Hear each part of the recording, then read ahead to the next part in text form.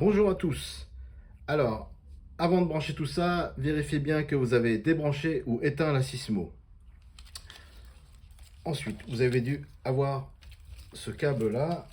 Vous avez déjà normalement débranché la connexion et rebranché. Vous vérifiez bien que vous avez respecté les codes couleurs et que les câbles sont bien serrés à l'intérieur.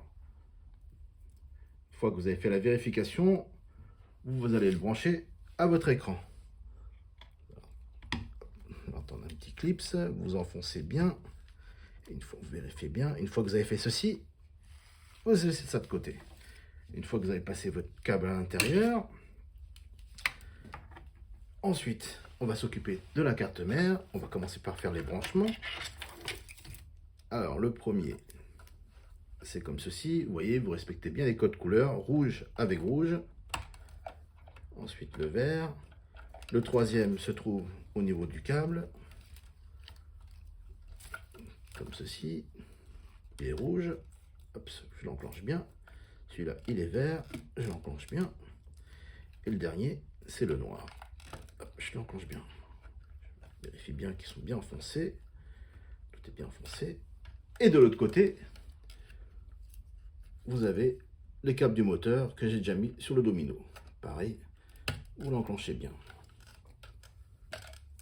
Une fois que vous avez fait ceci, vous vous occupez du Wago qui est ici. Alors, le Wago qui est ici, vous avez deux fils marrons, c'est des fils de terre, et vous avez un câble terre.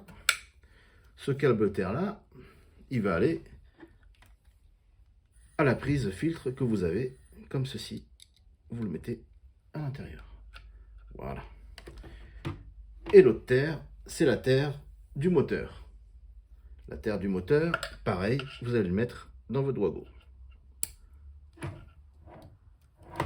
Ensuite, on va s'occuper du courant 220 volts. C'est le câble bleu et jaune que vous allez mettre à l'interrupteur. Vous respectez bien les codes couleurs, jaune avec jaune et bleu avec bleu. S'il est de l'autre sens, c'est pas grave, c'est la même chose. Bleu avec bleu, jaune avec jaune, ça fait comme ceci. Voilà. Si vous avez un autre modèle, c'est la même chose, la terre, le jaune et le bleu. Vous regardez bien que vous avez bien mis les câbles, qu'il n'y en a aucun qui sort, qui sont tous bien reliés. Voilà, voilà, voilà, et voilà.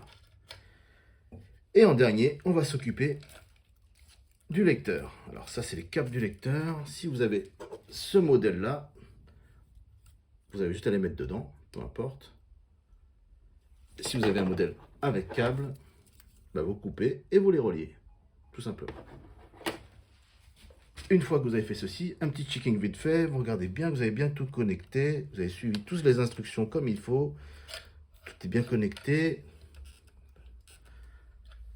Et là, on va remettre le courant, on va allumer. Et là, si ça clignote rouge et vert, c'est que c'est bon. Vous avez deux couleurs rouges fixes, c'est que c'est bon aussi. Hop, hop. Vous voyez badger. Hop. Et si vous mettez là, si l'écran est noir, ça veut dire que qu'il y a une mauvaise connexion. Voilà, j'espère que ça vous a aidé.